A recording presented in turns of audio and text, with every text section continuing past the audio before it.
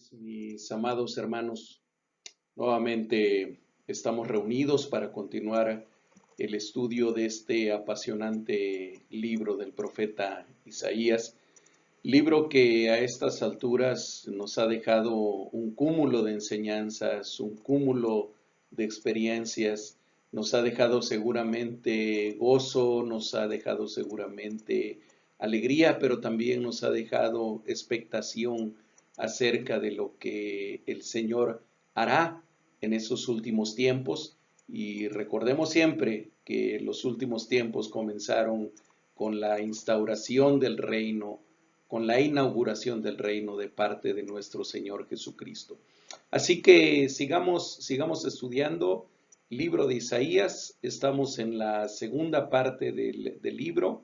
Estamos ahora en la segunda nanología, es decir, serie de 9 discursos que están comprendidos de los capítulos 49 al capítulo 57. Recordaremos que esta analogía de los capítulos 49 al 57 la hemos titulado, o se le ha titulado, El camino del siervo de Yahvé.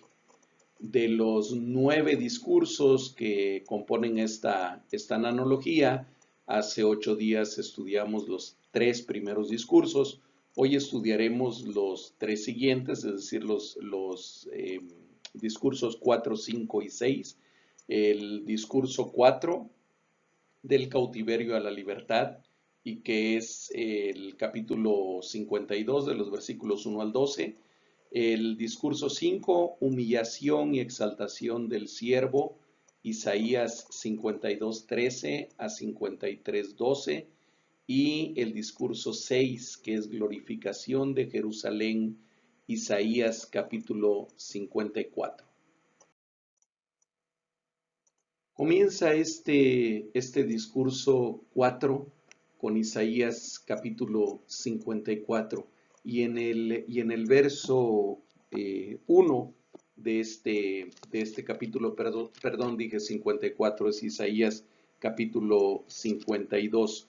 Comienza este capítulo con una expresión interesante cuando dice: despierta, despierta, vístete de poder, oh Sión.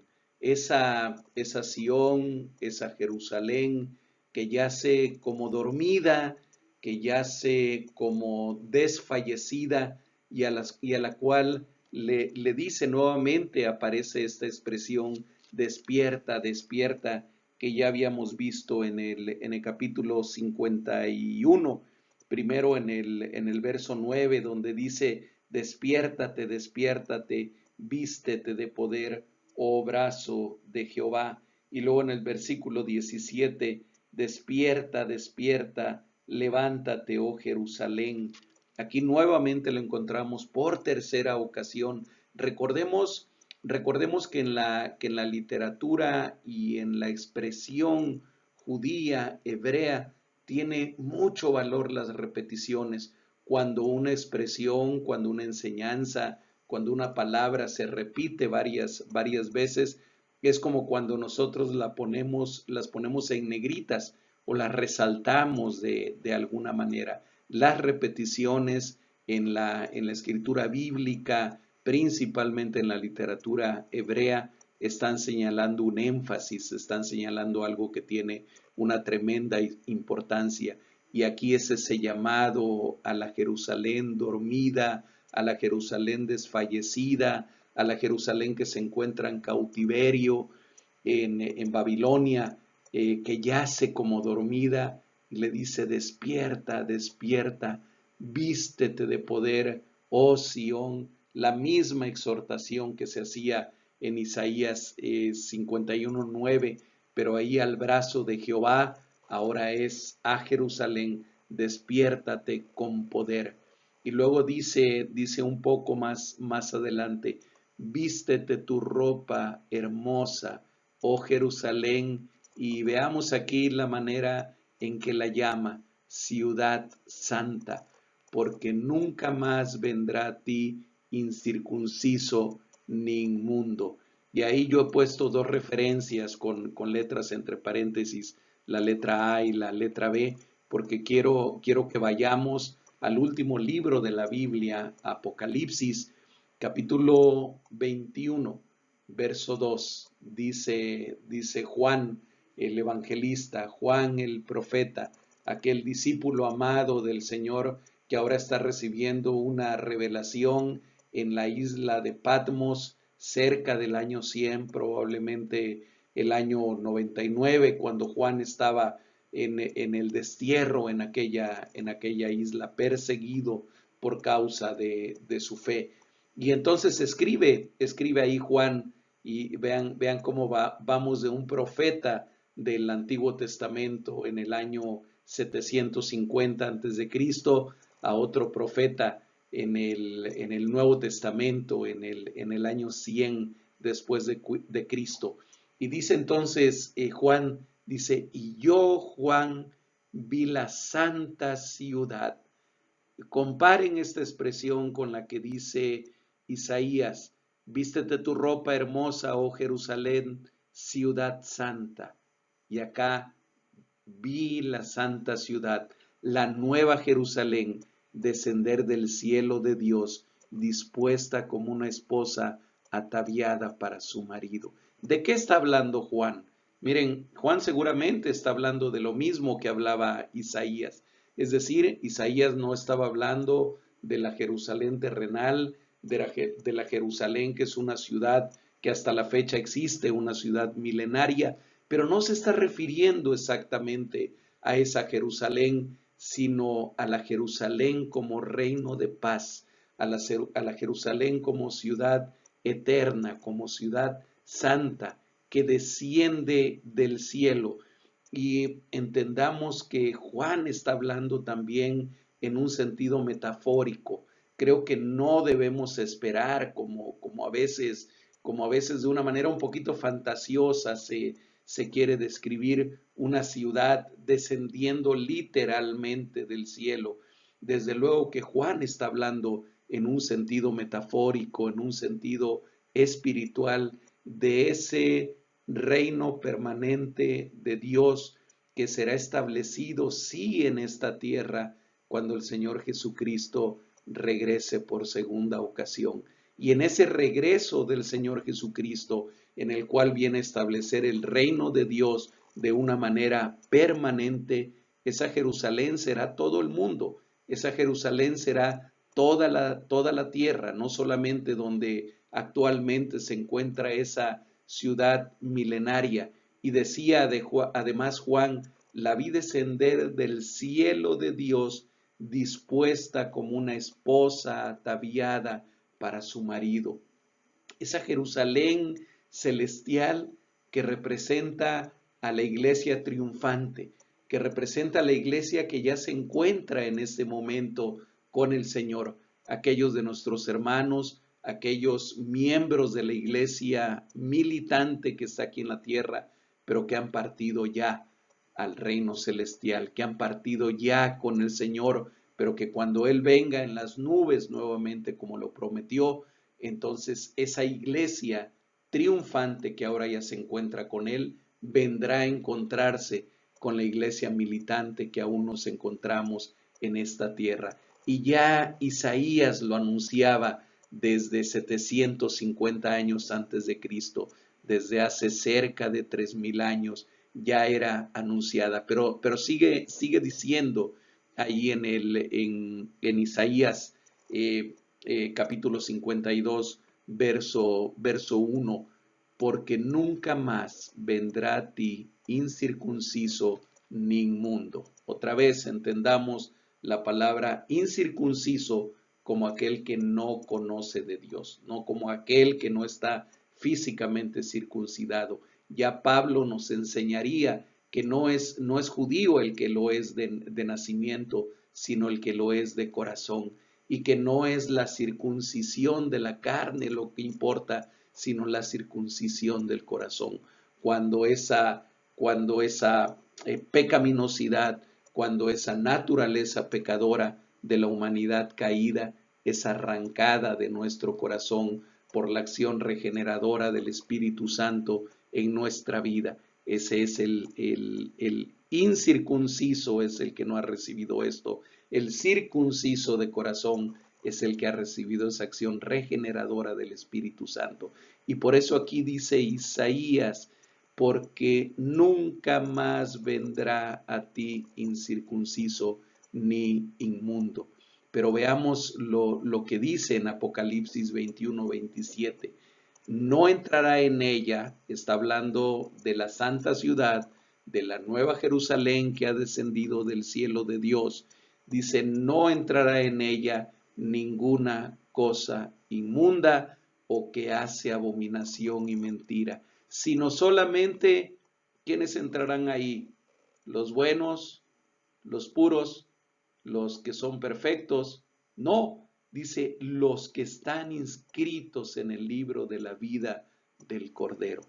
Gloria sea su santo nombre. Aquellos que estamos inscritos desde antes de la fundación del mundo, no por nuestra bondad, no por nuestra perfección, no por ser nada especial, sino simplemente porque Dios en su misericordia y también en su soberanía quiso elegirnos por el puro afecto de su voluntad, en amor, por el puro afecto de su voluntad, como dice el libro de Efesios. Entonces, ¿quiénes entrarán en aquella santa ciudad? ¿Quiénes entrarán en ese reino pleno establecido por Dios? Los que están inscritos en el libro de la vida del Cordero. Aquellos que habrán sido ya vestidos con ropajes blancos, que no es su propia bondad, sino es la justicia del Cordero que ahora les ha sido infundidas, les ha sido imputadas a ellos. Continuamos con este discurso 4 del cautiverio a la libertad. Y sigue diciendo, Jehová sigue exhortando a su pueblo, a su iglesia, representado en Jerusalén, a dejar la cautividad y volver a la libertad. Dice en el verso 2, sacúdete el polvo, suelta las ataduras de tu cuello. Y esta es una figura, es una imagen que nos habla de la sierva, que nos habla de la esclava que está postrada en el polvo, que está postrada en la tierra, que tiene ataduras en su cuello, que está atada probablemente con grilletes o probablemente con cuerdas, pero como una señal de su cautividad. Y dice, sacúdete ese polvo, suelta esa atadura de tu cuello, porque ya no eres más una cautiva, ya no eres más una esclava. Dios libertará a Israel de Babilonia, porque ahí su nombre es blasfemado, dice en el versículo 5. Y Pablo repetirá de alguna manera eso mismo en su carta a los romanos en el capítulo 2, en el versículo 24, cuando dice, porque como está escrito, el nombre de Dios es blasfemado entre los gentiles por causa de vosotros. Recordemos también que Babilonia es un símbolo, otra vez, aunque Babilonia fue una ciudad físicamente hablando, un imperio incluso, pero también un lugar específico. Ese lugar existe todavía en lo que ahora es el actual Irak, aunque ya no es para nada esa gran ciudad que fue el imperio babilónico, pero muchas veces y sobre todo en el lenguaje profético, no solamente en el utilizado por Isaías, sino que en el que va a usar también el apóstol Pedro en sus cartas en el Nuevo Testamento, sobre todo en la primera carta de Pedro. Esa Babilonia es el símbolo de la maldad, el símbolo de los sistemas del mundo que se oponen a Dios y que se oponen a todos los valores del reino de Dios. Babilonia, espiritualmente hablando, está representada no por una sola ciudad, no por un solo país, no por un solo tipo de gobierno, sino por todo ese sistema que opera actualmente a nivel mundial y que se opone a Dios, no precisamente en un aspecto religioso, pero sí en el aspecto de valores, sí en el aspecto de la forma de vivir, sí en el aspecto de las creencias y de las enseñanzas que se promulgan en todo el mundo y que van en contra de los valores de Dios. Entonces aquí hay un llamado a esa libertad. Dice el versículo 5, y ahora ¿qué hago aquí? Dice Jehová, ya que mi pueblo es llevado injustamente y los que en él se enseñoreaban lo hacen aullar, dice Jehová, y continuamente es blasfemado mi nombre todo el día, como también el apóstol Pablo lo menciona en Romanos 2:24. Y como el título de este discurso es del cautiverio a la libertad, encontramos que en los versículos 7, 8 y 9 hay expresiones de júbilo por el fin del cautiverio y la recuperación de la libertad. Dice ahí en el versículo 7 palabras que luego otra vez también van a ser usadas por el apóstol Pablo en la epístola a los romanos. Cuán hermosos son sobre los montes los pies del que anuncia la paz, dirá Pablo en Romanos. Aquí en Isaías dice, cuán hermosos son sobre los montes los pies del que trae alegres nuevas, del que anuncia la paz, del que trae nuevas del bien, del que publica salvación, del que dice a Dios, del que dice a Sión, perdón, tu Dios reina. Y más adelante en el verso 8 comienza diciendo, voz de tus atalayas, alzarán la voz, juntamente darán voces de júbilo, porque ojo a ojo verán que Jehová vuelve a traer a Sión. Versículo 9, cantad alabanzas, alegraos juntamente, soledades de Jerusalén, porque Jehová ha consolado a su pueblo, a Jerusalén ha redimido.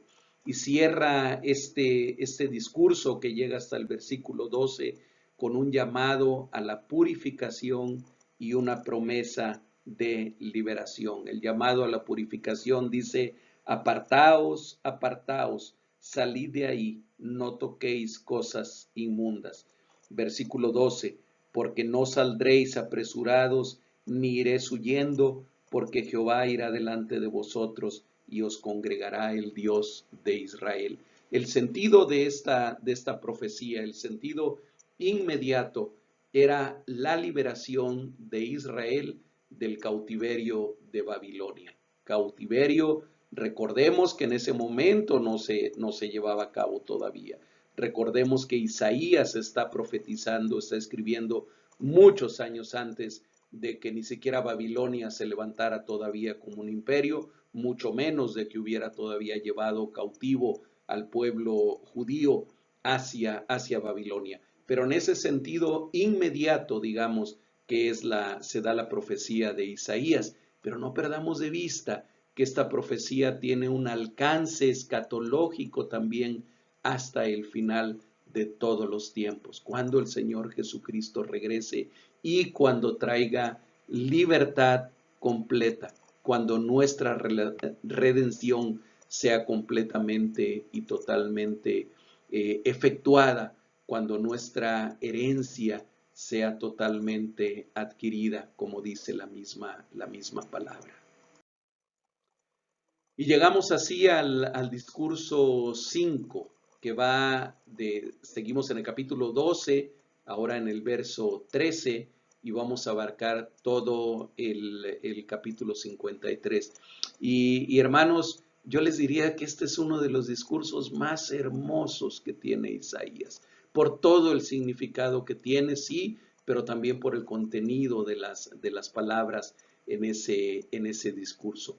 Y bueno, comienza en el verso 13, como suele hacerlo Isaías en casi todos los discursos. Este verso 13 es una introducción a lo que va a ser el resto del discurso. Y comienza diciendo, he aquí mi siervo. A ver, es el Señor el que está hablando y se está refiriendo en tercera persona a su siervo. He aquí mi siervo.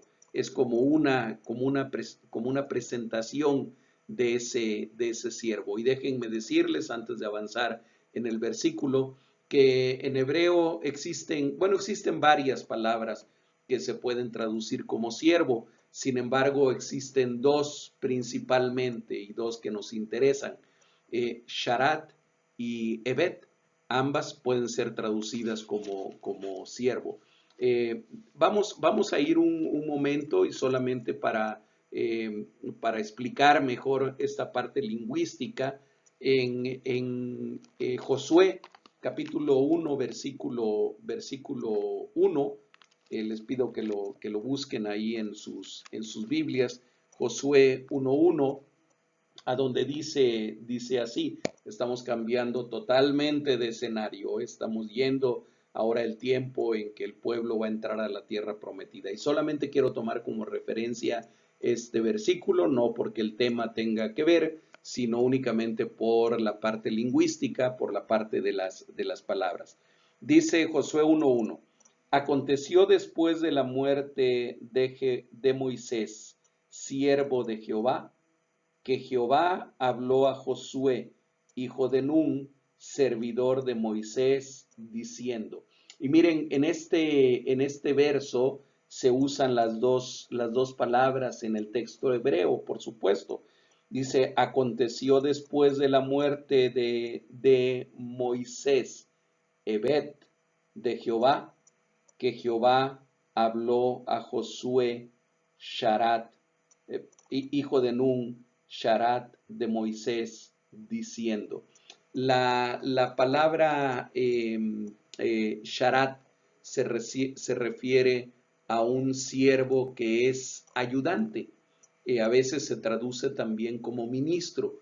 Pudiera ser un siervo que es en realidad alguien importante, porque puede ser incluso un ministro dentro del templo, pero que es un ayudador, que es alguien que lleva a cabo tareas que se le indican.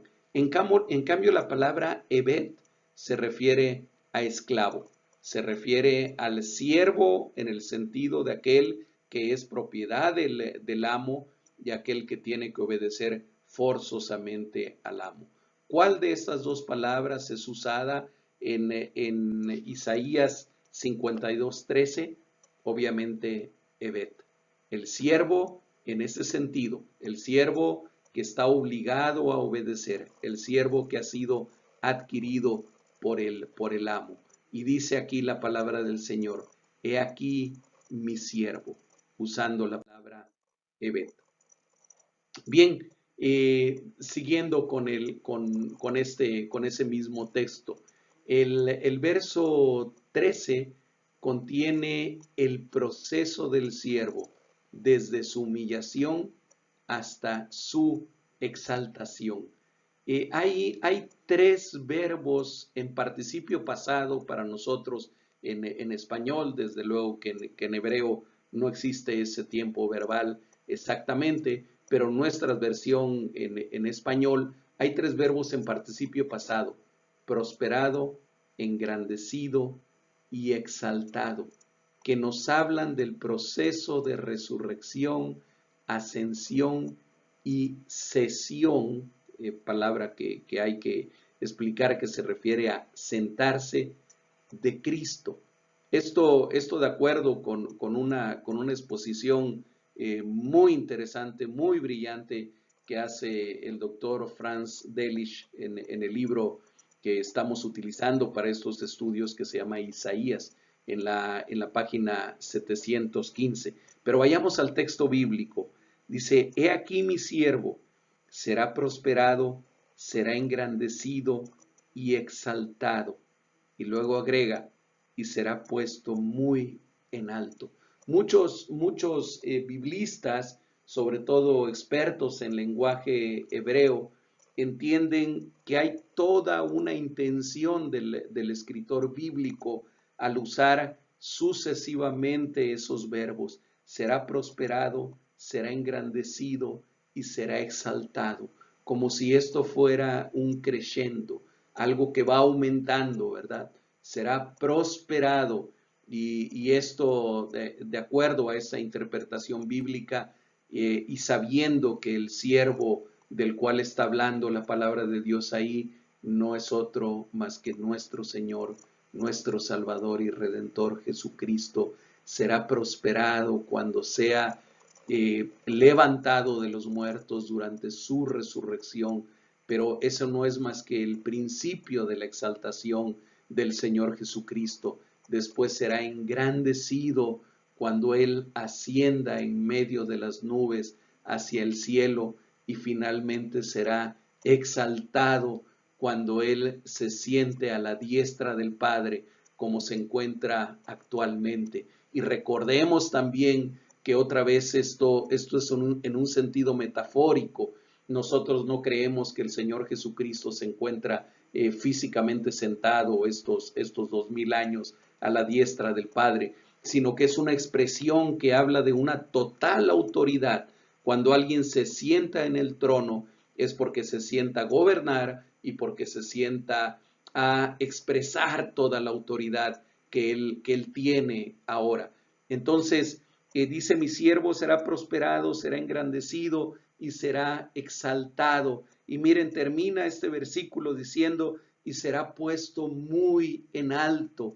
Qué lamentable que nosotros no podamos leer hebreo ni podamos hablar hebreo, porque creo que la escritura la entenderíamos mucho mejor y la disfrutaríamos mucho mejor, pero bendito sea Dios que tenemos nuestras versiones en el idioma vernáculo, en el idioma que cada uno de nosotros hablamos. Gloria a Dios, porque a partir de la Reforma Protestante en el siglo XVI se abrió esta parte de la traducción de las Escrituras y primero Martín Lutero traduciéndola al alemán y después siervos como Casiodoro de Reina, como Cipriano de Valera, traduciéndolas al español y como muchos otros, a veces pagando con su propia vida, traduciéndola a los idiomas locales de cada una de las personas.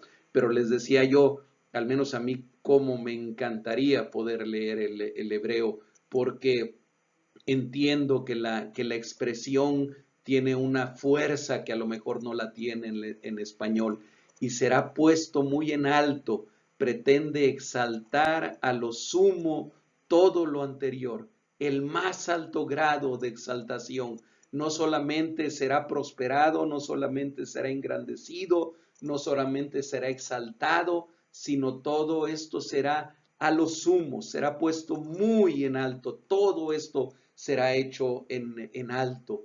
Es muy difícil y tal vez imposible el que nosotros podamos expresar lo que representa la exaltación de nuestro Señor Jesucristo, aunque vamos a empezar a ver en los siguientes versículos lo que fue la humillación también de ese siervo de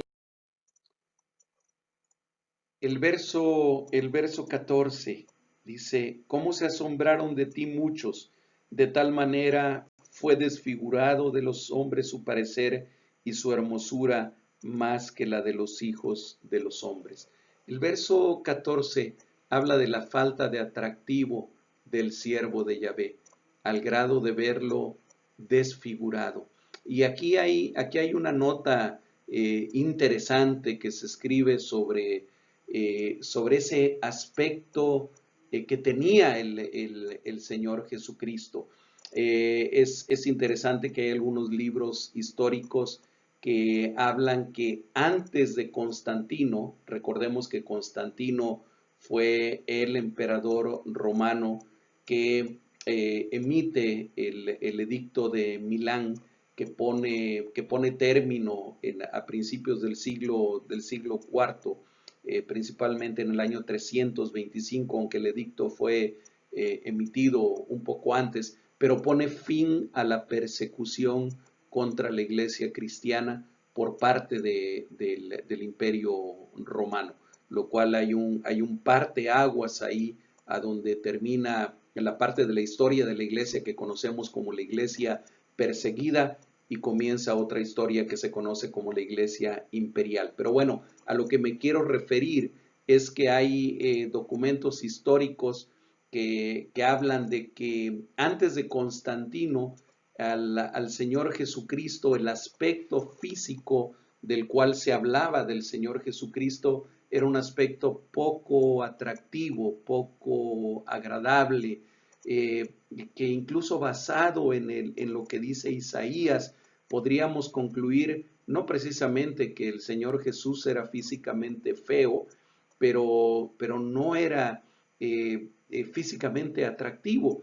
Tal vez haya sido un hombre judío bastante común, bastante parecido al resto de los judíos y sin un atractivo en especial. Y así era, se encontraba en la iconografía de antes de Constantino.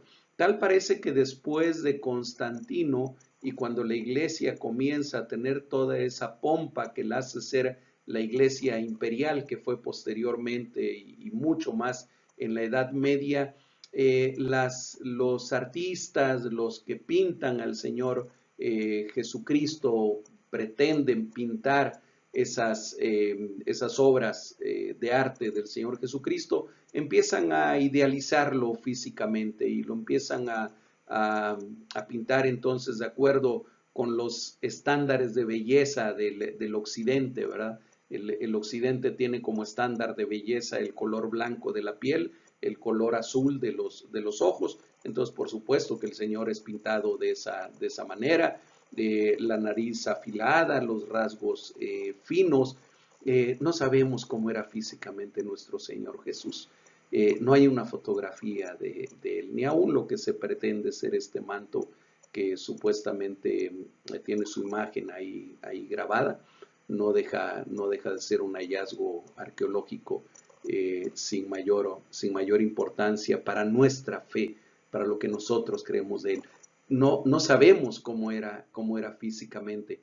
Solamente menciono esta nota de Constantino como algo interesante desde el punto de vista histórico y de la iconografía que se da sobre el Señor Jesucristo, sobre las obras de arte pictóricas que hay sobre él.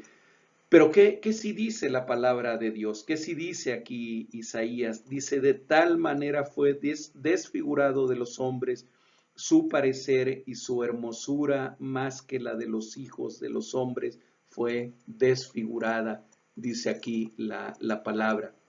En cambio, el verso 15 habla de su impacto y efecto sobre naciones y reyes, sobre la humanidad entera. Dice el versículo 5, así asombraré de la misma manera que hubo asombro por lo desfigurado de su parecer y de su hermosura. Dice, así asombrará él a muchas naciones. Los reyes cerrarán ante él la boca porque verán lo que nunca les fue contado y entenderán lo que jamás habían oído. Y también es un eco aquí de Romanos 15, 20 y 21, donde se habla de lo mismo, de cómo cosas que nunca habíamos oído, cómo cosas que nunca habíamos entendido, ahora gracias al Evangelio de Jesucristo los comenzamos a entender y los comenzamos a conocer. Siguiendo con el discurso número 5, dice, ya entrando en el capítulo 53, ¿quién ha creído a nuestro anuncio? ¿Quién creerá a lo que se dice? Miren, hasta la fecha el Evangelio de Jesucristo es tan poco creído y es tan distorsionado. La historia de Jesús, el Jesús de los evangelios, es tan poco creído en el mundo, es tan poco realmente aceptado en el mundo y como es tan poco aceptado, entonces existen tantas historias de falsos Jesuses y existe un Jesús guerrillero, existe un Jesús revolucionario, existe un Jesús totalmente místico, existen múltiples versiones falsas de Jesús. Por eso aquí Isaías comienza diciendo, ¿quién ha creído a nuestro anuncio? Y sobre quién se ha manifestado, quién ha creído la manifestación del brazo de Jehová. Y entonces comienza en los siguientes versículos a hacer una descripción del siervo de Yahvé, o del siervo de Jehová, o del siervo de Yahweh. Usen el término que a ustedes les parezca más correcto. Los tres son usados en diferentes versiones de la Escritura, aunque muchos creemos que ninguno de los tres es la pronunciación correcta. Pero ese es otro tema. Comienza la descripción del siervo del Eterno, prefiero decir, la descripción del siervo del Señor. Y nos comienza a decir, por ejemplo, ustedes vayan leyendo esto en los versículos que están ahí señalados, que era sin hermosura, sin atractivo para desearle. No había nada atractivo en él para aquellos que lo veían, despreciado y desechado. No tan solo no había en él hermosura ni atractivo para los que lo veían, sino que además terminaron despreciándolo y terminaron desechándolo. Dice también en el versículo 3, varón de dolores, experimentado en quebrantos. Si en algo fue experimentado nuestro Señor Jesucristo, que aquí en Isaías es presentado solamente como mi siervo. Recuerden, el versículo 12 comienza diciendo, he aquí mi siervo, fue experimentado en quebrantos, varón de dolores, menospreciado, no estimado por nadie. Posteriormente, después de hacer esa descripción de esa condición física del siervo del Señor, comienza a hacer una descripción de su obra. Veamos cómo el capítulo 53, por eso les decía yo que es tan importante, describe de una manera casi detallada lo que sería después la vida y obra del Señor Jesucristo.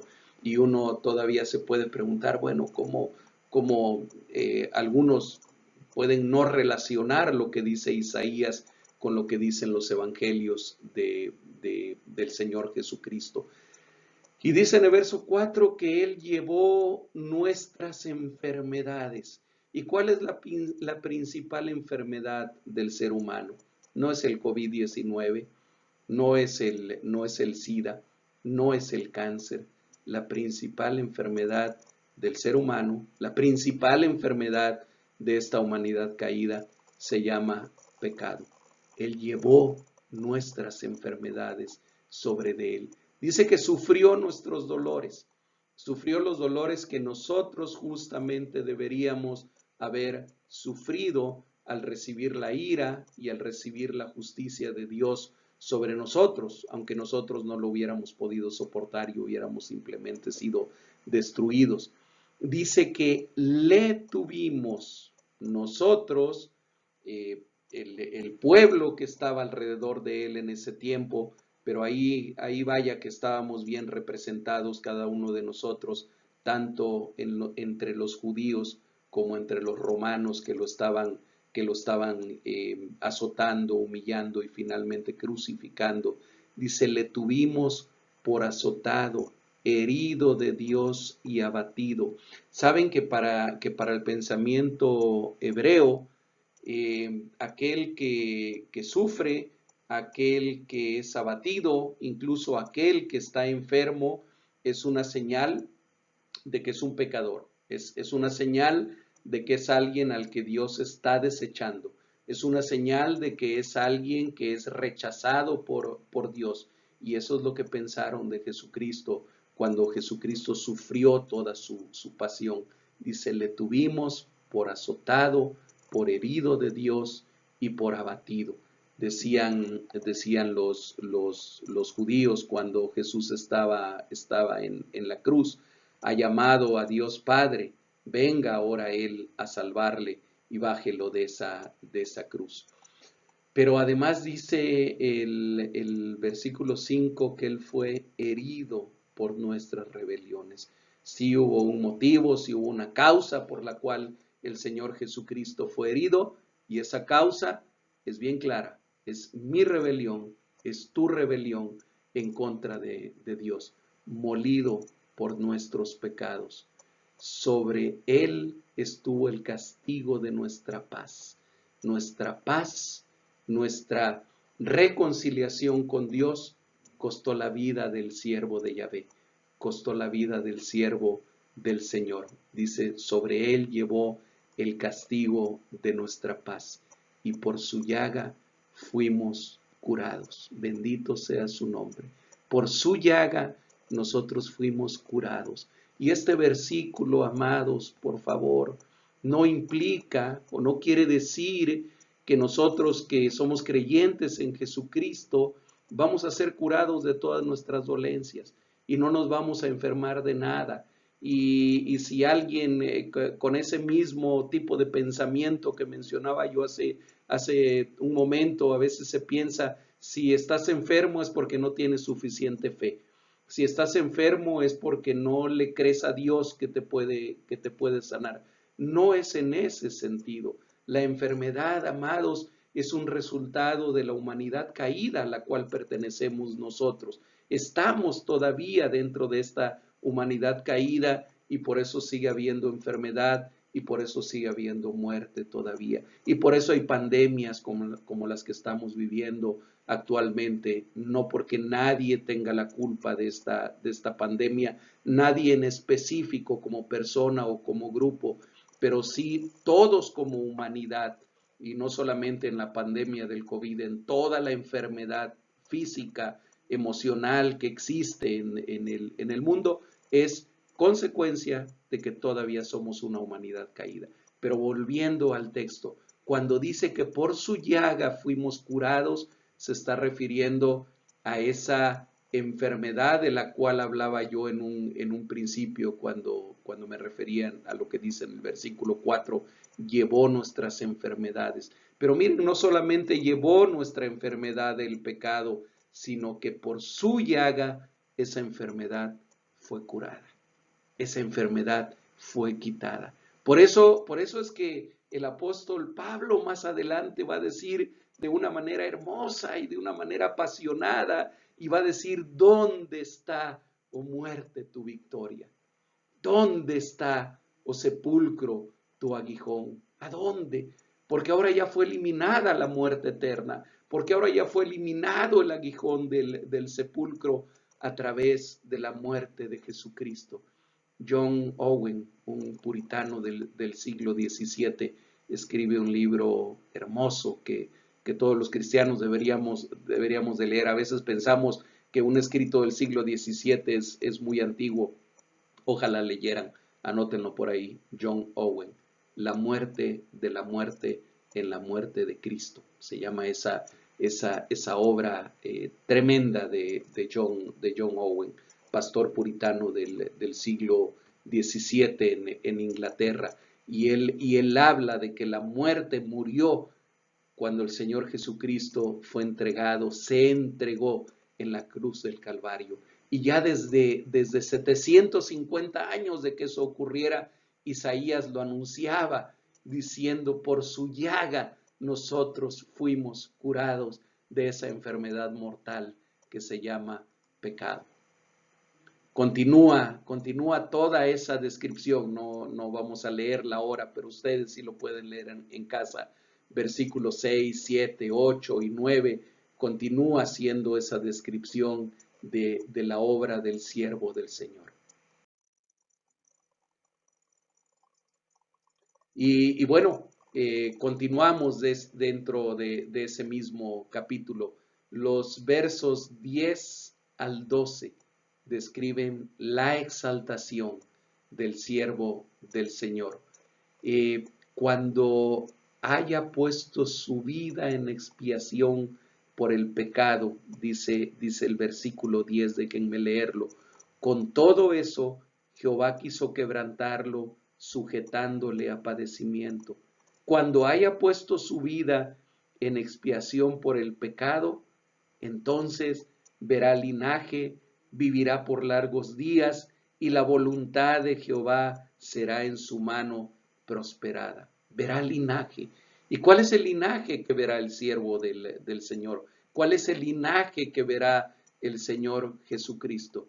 Los millones de hijos suyos, de hermanos suyos, de hijos adoptivos de Dios a través de Jesucristo, que hemos venido después de su exaltación. Ese es el linaje. Tú y yo somos parte de ese linaje.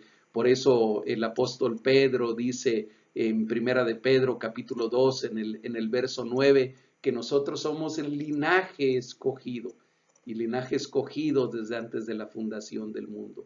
Dice, vivirá por largos días, una expresión en hebreo que pudiera traducirse como vivirá por toda la eternidad o vivirá para siempre. La voluntad del Eterno será prosperada en su mano. El Señor Jesucristo mismo lo diría: toda potestad, es decir, todo poder me ha sido dado en el cielo y en la tierra. La voluntad del Eterno será prosperada en su mano, y verá el fruto de la aflicción de su alma.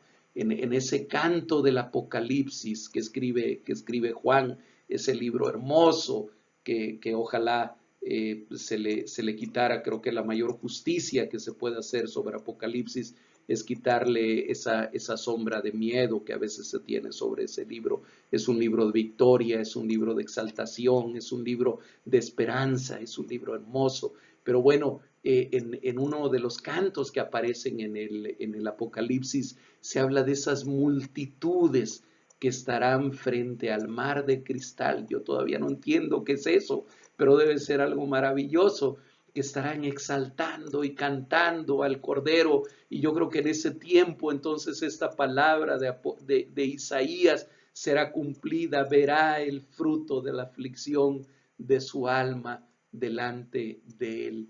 Y miren lo que sigue diciendo más adelante: por su conocimiento justificará a muchos, por su entrega, por su sacrificio, por lo que él hizo, porque se entregó voluntariamente, justificará a muchos, dice, y llevará la iniquidad de ellos. Y aunque no es el tema de este estudio, pero vamos encontrando aquí perlas doctrinales que son importantes que entendamos. El Señor Jesucristo murió en la cruz del Calvario para justificar a muchos, no a todos. No creemos en una justificación universal. No creemos que nadie por el cual el Señor Jesucristo haya muerto en la cruz del Calvario va a terminar en el infierno. Nadie. Él vino a justificar a muchos y llevará la iniquidad de quienes, de ellos, de esos muchos. Seguimos en el discurso 5. El verso 12, hermanos, con el que termina el capítulo 53 y con el que termina el discurso 5, no necesita muchos comentarios. Déjenme leerlo, ahí está en la pantalla. Por tanto, yo le daré parte con los grandes, y con los fuertes repartirá despojos, por cuanto derramó su vida hasta la muerte, y fue contado con los pecadores, habiendo él llevado el pecado de muchos y orado por los transgresores. Gloria sea a su nombre. Él, quise subrayar aquí algunas palabras. Derramará su vida hasta la muerte. Él derramó su vida hasta la muerte, porque lo hizo voluntariamente. La expresión aquí es: Él derramó su vida, Él entregó su vida hasta la muerte. Fue contado entre los pecadores. Cuando el Señor Jesucristo estuvo en la cruz del Calvario, estuvo representando a todos los pecadores. Fue menospreciado por eso. Fue tenido por azotado, fue tenido por despreciado del Señor. Y luego nuevamente aquí la expresión a la que yo me refería hace un momento: y habiendo él llevado el pecado de muchos. Ya abundaremos más ampliamente en esto, pero el Señor Jesucristo murió por sus ovejas, aquellas que le fueron entregadas por el Padre y aquellas que nadie arrebatará de su mano. Termina así el discurso 5 y el capítulo 53 y entramos en el discurso 6 que está en el capítulo 54 de Isaías. Y fíjense que después de describir la humillación y la exaltación del siervo del Señor, ahora Isaías se vuelve al siervo Israel, se vuelve a la nación de Israel. Y entonces vamos a comenzar a ver aquí la profecía en la cual Isaías habla de la glorificación de Israel, de la glorificación de Jerusalén. Y la metáfora usada a lo largo de todo este capítulo, del capítulo 54, es la mujer abandonada y repudiada. Otra vez ubiquémonos en el contexto histórico y cultural de los hebreos de la época en la cual está escribiendo Isaías, y recordemos que las mujeres tenían muy poco valor socialmente hablando, aunque la cultura hebrea era de las que más valor daban a las mujeres, pero el valor de la mujer siempre estaba ligado al valor del hombre, ya fuera del padre o ya fuera del esposo, si era una mujer casada. Una mujer sola, ya fuera porque no se casó, o lo que era más común, porque se casó, pero después fue repudiada por el marido y le fue dada carta de divorcio, al igual que la mujer viuda, padecían verdaderamente, porque tenían muy poco valor social, eran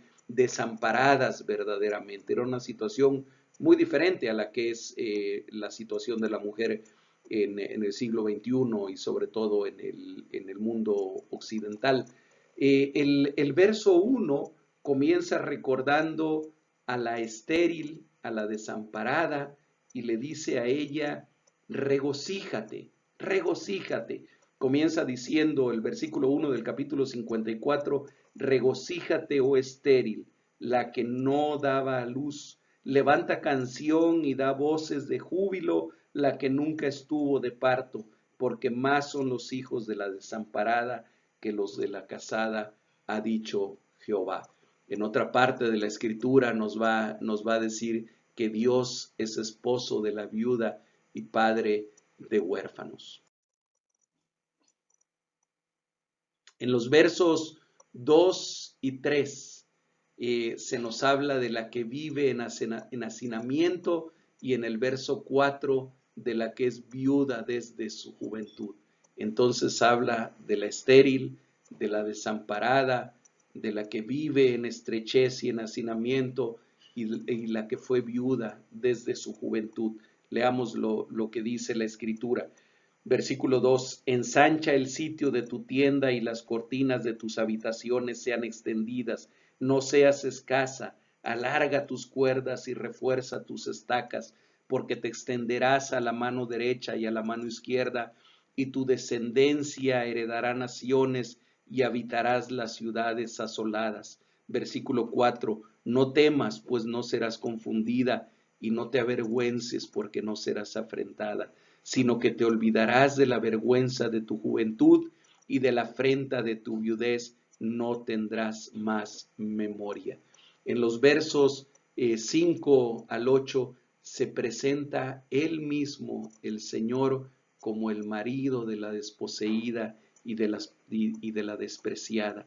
Verso 5, porque tu marido es tu hacedor, Jehová de los ejércitos es su nombre, y tu Redentor, el Santo de Israel, Dios de toda la tierra, será llamado.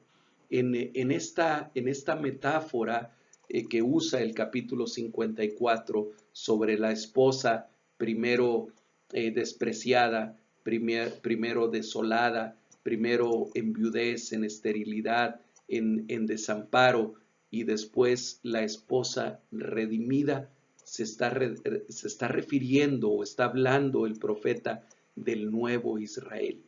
Es la iglesia, es el nuevo Israel, es esa esposa rescatada y que será glorificada en el día grande y glorioso del Señor.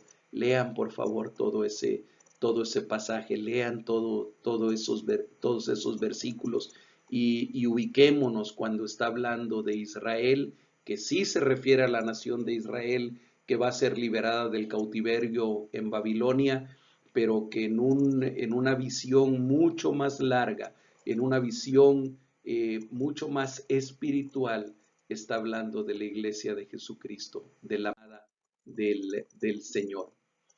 Y dice en el verso 8, déjenme leer salteado como lo tengo anotado aquí en la pantalla. Dice, pero con misericordia eterna tendré compasión de ti, dijo Jehová, tu redentor. Más adelante, en el verso 9, he jurado que no me enojaré contra ti, ni te reñiré. Y después en el verso 10, porque los montes se moverán y los collados temblarán, pero no se apartará de ti mi misericordia, ni el pacto de mi paz se quebrantará, dijo Jehová, el que tiene misericordia de ti. Lo que resalta ahora es la redención y la misericordia sobre la esposa infiel, pero ahora amada y perdonada, la iglesia.